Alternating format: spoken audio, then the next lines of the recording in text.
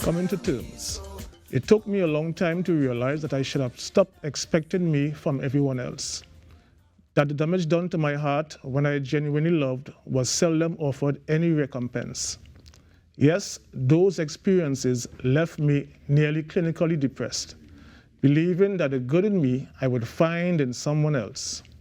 Now it's a struggle to accept that we are not all the same, that the most devastating heartbreaks often comes gift-wrapped in pretty smiles and promises to change. Yet I still fell prey to them again and again. For whilst they played games, my character never swayed. Now I am suffering from a social disorder, unwary of whom to trust, paranoid to the fifth power of dementia. My sanity is fighting hard to adjust. And purpose, well, purpose is the only constant that keeps me living. For my love was once a 24-hour Yuletide season that just kept on giving and giving. But since then, I've learned not to expect the me from everyone else, and now promptly focus on the gifts of love that I should have always given myself. The Divergent Languages of Absolution, a poetry book about forgiveness by the author Joel W. Fredrick. Mr. Fredrick, good morning. Good morning. Welcome to the Now Morning Show. Thanks for having me. And I know that at least 3 of us here in studio had a little bit of whiplash when you talked about not expecting you from anybody else. Wow. What a way to start things off, as this book immediately is one that will resonate with persons regardless of background or situation. The circumstance, though, is very specific, coming from a place of forgiveness. So tell us, if you don't mind, what inspired or prompted the need to create this book of poetry? Sure, no problem. I had some difficult years, and usually men tend to bottle up things inside, and we don't have an avenue to talk about it. So this was my attempt to try to self-analyze myself, self-therapize myself, and self-therapy myself, sorry, you know, because normally men don't have an avenue to talk about these things. So I use this book as an avenue to help myself, and by doing that, to also help others who might be going through similar challenges and struggles. Absolutely. What we're hearing, though, is a number of poetry pieces, all with the same theme. Am I right? Yes. So that if someone is to pick up the book, they can read a singular piece and get the concept, but if they were to read all, it would only extend on it. That's correct. How long would you have dedicated writing hours to this? Because you talk about a few bad years. Ideally, I took about 7 days to write this book. I wrote it like the very last week in December 2022. Really? Yeah, because I decided I did not want to go in 2023 with the same feelings that I had in 2022. Beautiful. So it was like it was a release of sorts. So it branched off as about 10 pieces, and then I say, okay, maybe this could help somebody else. So I put some more effort into it and made it available now to the public. Now, you talk about 7 days, a whole week to condense all of that negativity, that trauma, that emotion.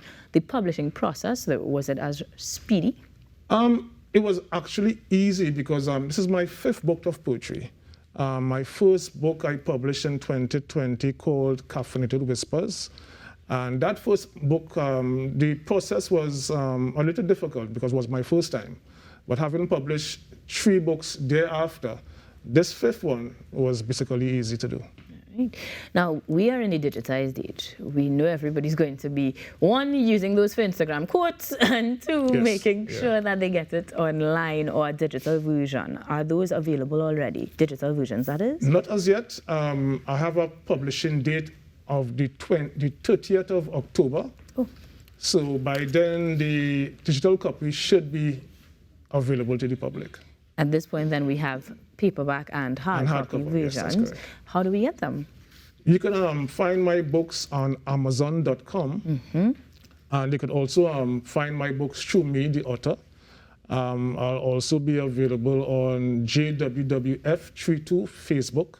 I'm also on TikTok under the moniker Poetry and Purpose. And I'm on Instagram as well under the same moniker, Poetry and Purpose. I like Poetry and Purpose.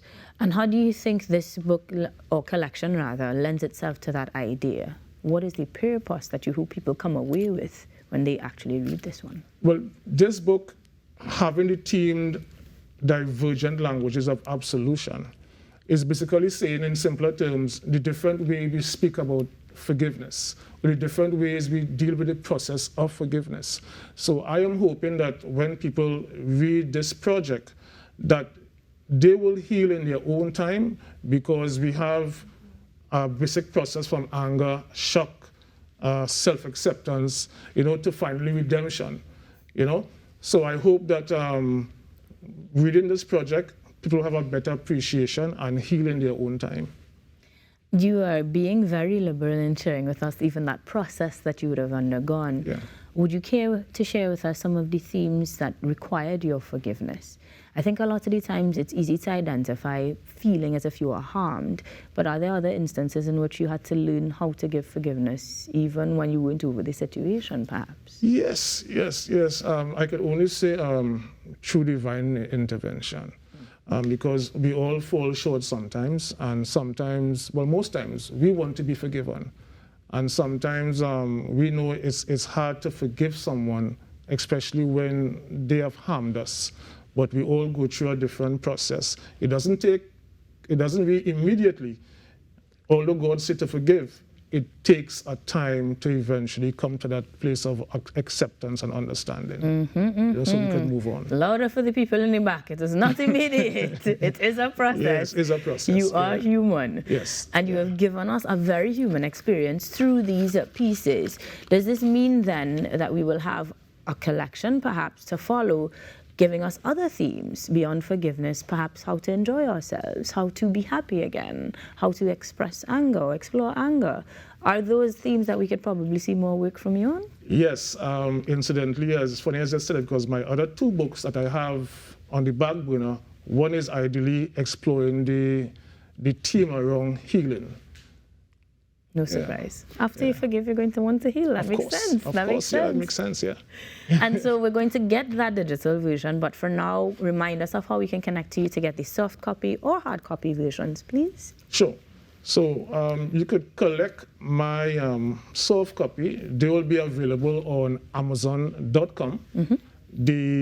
And also the hard copy and the paperback and the hardcover, they will also be available on Amazon.com, and they could be available through the author as well. All right. So here's hoping we make it to Amazon's bestseller list again. That's the idea. Fingers crossed. Best of luck there. Yeah. But thank you very much, not just for sharing your story with us this morning, but for demonstrating to gentlemen across the globe that you need to express. You need to find that outlet. And sometimes they can be beautiful works of poetry as well. Yes.